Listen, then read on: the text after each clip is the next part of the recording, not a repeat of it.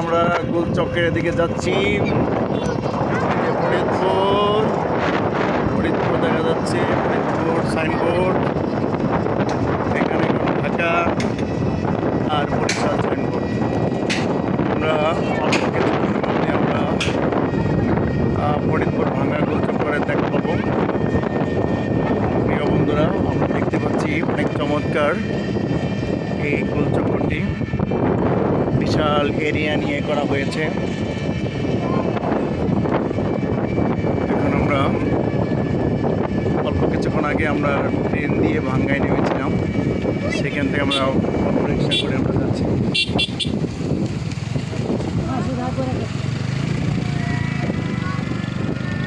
এখন আমরা দেখতে পাচ্ছি গোলচক্কর।